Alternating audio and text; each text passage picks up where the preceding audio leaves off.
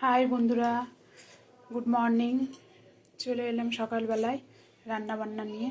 এই যে আমি এদিকে ভাত বসিয়ে দিয়েছি, এদিকে ডাল আর আলু একসাথে সেদ্ধ বসিয়ে দিচ্ছি। ডাল আর আলু সেদ্ধ বসিয়ে দিয়েছি। এবার এর মধ্যে আমি হালকা পরিমাণে সর্ষে তেল দিয়ে দিচ্ছি, তাহলে ডালটা তাড়াতাড়ি সেদ্ধ হয়ে যাবে। আজকে খুব একটা স্পেশাল কিছুই নেই, আজকে সামান্য ডাল করব আর আলুর চোখা বানাবো। একটু লবণ দিয়ে দেবো, একটু হলুদের গুঁড়ো দিয়ে দেবো। ডাল আলুটা একসাথেই সেদ্ধ হয়ে গেছে, এবার আলুটা তুলে ফেলবো।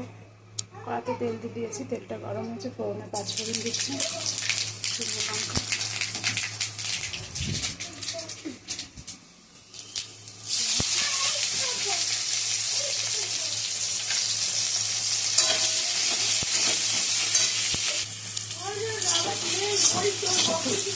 নুন দিয়ে দিয়েছি আর হলুদের গুঁড়ো দিয়ে দিয়েছি, যেহেতু তখন নুন হলুদের গুঁড়ো কখন দিয়েছিলাম সামান্য পরিমাণে।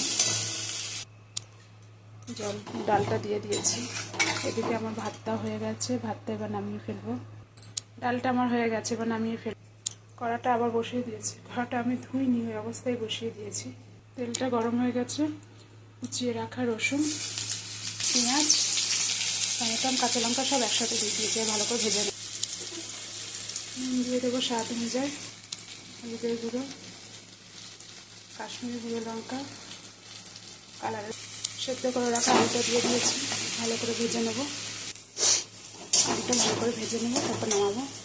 আপনাদের কাদের কাদের মনে হয় যে সকালে এই তাড়াহুড়ো রান্নার মধ্যে দুটো জায়গায় যদি 4টে হাত হতো খুব ভালো হতো, তাহলে আমাকে কমেন্টে জানাবেন। আমার তো খুবই মনে হয় যে তাহলে আরও তাড়াতাড়ি করে আমি রান্নাটা শেষ করতে পারবো, কারণ সকালে স্কুল পাঠশালা সবই থাকে। আলুর চোখাটা হয়ে গেছে, এবার নামিয়ে ফেলবো। কড়াতে আবার তেল দিয়ে দিয়েছি, কেটে রাখা পটলটা দিয়ে দিয়েছি। পটল ভাজা হলে আজকের মেনু আমার শেষ। আমার এই ছোট্ট ব্লগটা কীরকম লেগেছে আমাকে প্লিজ কমেন্টে জানাবেন। Bye, thank you.